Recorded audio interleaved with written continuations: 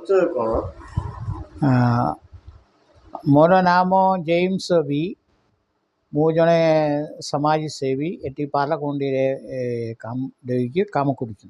ଆଚ୍ଛା, ଆମର ଜୟପାଲ ସିଂ ମୁଣ୍ଡାଙ୍କ ବିଷୟରେ ଆପଣ କିଛି ଜାଣିଛନ୍ତି? ଜୟପାଲ ସିଂ ମୁଣ୍ଡା ଭାରତରେ ଆଦିବାସୀ ସମ୍ପ୍ରଦାୟ ଭିତରେ ଯେଉଁ ମିର୍ସା ମୁଣ୍ଡାଙ୍କ ପରି ଆଦିବାସୀ ସମ୍ପ୍ରଦାୟ ପରି ଲଢ଼େଇ କରିଥିବା ଗୋଟେ ମହାପୁରୁଷ ଜୟପାଲ ସିଂ ମୁଣ୍ଡା। ସେ ଝାରଖଣ୍ଡରେ ଜନ୍ମ ହୋଇଥିଲୁ।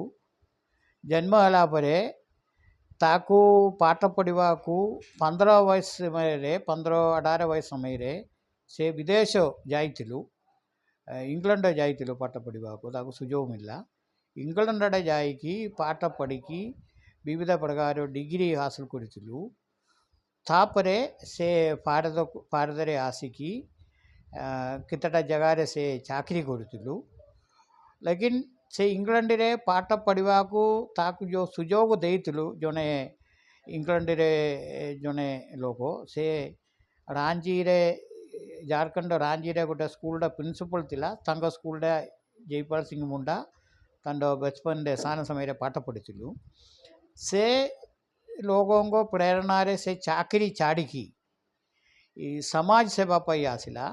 ସେ ଲୋକ ଜୟପାଲ ସିଂ ମୁଣ୍ଡାକୁ କହିଲା, ତୁମକୁ ଏତିକି ପାଠ ପଢ଼ିବାକୁ ସୁଯୋଗ ମିଳିଲା, ସେ ତୁମକୁ ଗୋଟେ ଚାକିରି କରିକି ବଞ୍ଚିବା ପାଇଁ ନୁହେଁ। ତୁମ ସମାଜରେ ଲୋକମାନ କେତେ ଅସୁବିଧାରେ ଅନ୍ୟାୟର ଅତ୍ୟାଚାର ଶିକାର ହୋଇକି ଅଛୁ, ସେମାନଙ୍କ ଅଧିକାର ପାଇଁ ତୁମ ଲଢ଼େଇବାର ଅଛି, ସେ କହିଲା। ତାଙ୍କ ପ୍ରେରଣାରେ ସେ ଚାକିରି ଛାଡ଼ିକି ତାଙ୍କ ସମାଜ ଭିତରକୁ ଆସିକି ଆଦିବାସୀ ସମ୍ପ୍ରଦାୟ ଲୋକମାନଙ୍କୁ ସଂଗଠିତ କରିଥିଲୁ। ସଂଗଠିତ କରିକି ତାଙ୍କର ବିବିଧ ଅଧିକାର ପାଇଁ ସେ ଲଢ଼େଇ କରିଥିଲୁ। ସମ୍ବିଧାନ ସଭାରେ ତାଙ୍କର କ'ଣ ପ୍ରାୟୋରିଟି ଥିଲା? ଝାରଖଣ୍ଡର ଆଦିବାସୀ ସମ୍ପ୍ରଦାୟର ଗୋଟେ ପ୍ରତିନିଧି ହିସାବରେ ସେ ସମ୍ବିଧାନ ସଭାରେ ତାକୁ ନିଯୁକ୍ତି ଦେଇଥିଲୁ।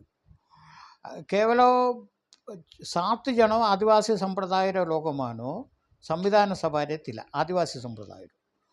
ଲେକିନ୍ ତାଙ୍କ ଜନସଂଖ୍ୟା ଅନୁସାରେ ତାକୁ ରେପ୍ରେଜେଣ୍ଟେସନ୍ ସମ୍ବିଧାନ ସଭାରେ ମିଳିନି। ଲେକିନ୍ ଏ 7 ଜଣ ଭିତରେ ଜୟପାଲ ସିଂ ମୁଣ୍ଡା ଆଦିବାସୀ ଲୋକମାନଙ୍କ ଅଧିକାର ପାଇଁ ବିବିଧ ପ୍ରକାର ସଂଶୋଧନ ସମ୍ବିଧାନ ସଭାରେ ଆଣିଥିଲୁ। ଆମ୍ବେଦକରଙ୍କ ସହିତ ମିଶିକି ଭାରତର ଯେଉଁ ଦଳିତ ଆଦିବାସୀ ପଛୁଆ ବର୍ଗ ଲୋକମାନଙ୍କ ଅଧିକାର ପାଇଁ ଲଢ଼େଇ କରିଥିଲୁ। ଏସବୁ ବିଷୟ ଆପଣ କେମିତି ଜାଣିଲେ ଜୟପାଲ ମୁଣ୍ଡା ସାରଙ୍କ ବିଷୟରେ? ଜୟପାଲ ସିଂ ମୁଣ୍ଡାଙ୍କ ବିଷୟରେ ଓଡ଼ିଶାରେ ଲୋକମାନେ ଏତିକି ଜାଣିନି, କାରଣ ଓଡ଼ିଆ ଭାଷାରେ ତାଙ୍କର ତା ସମ୍ପର୍କୀୟ କିଛି ବହି କିଛି ନୁହେଁ। ଲେକିନ୍ ହିନ୍ଦୀ ଭାଷାରେ ଅଛୁ, ଇଂଲିଶରେ ଅଛୁ। ମୁଁ ପୂର୍ବ ସମୟରେ ଏ ବହି ପଢ଼ିଥିଲୁ। ତା ମାଧ୍ୟମରେ ମୁଁ ଏ ବିଷୟ ଜାଣିଲା। ଆଦିବାସୀ ସମ୍ପ୍ରଦାୟ ଭିତରେ ପ୍ରଥମ ସ୍ଥାନ ଅଛି ମିର୍ସା ମୁଣ୍ଡା। ମିର୍ସା ମୁଣ୍ଡା ପରେ ଜଣେ ମହାପୁରୁଷ ଅଛି ଜୟପାଲ ସିଂ ମୁଣ୍ଡା।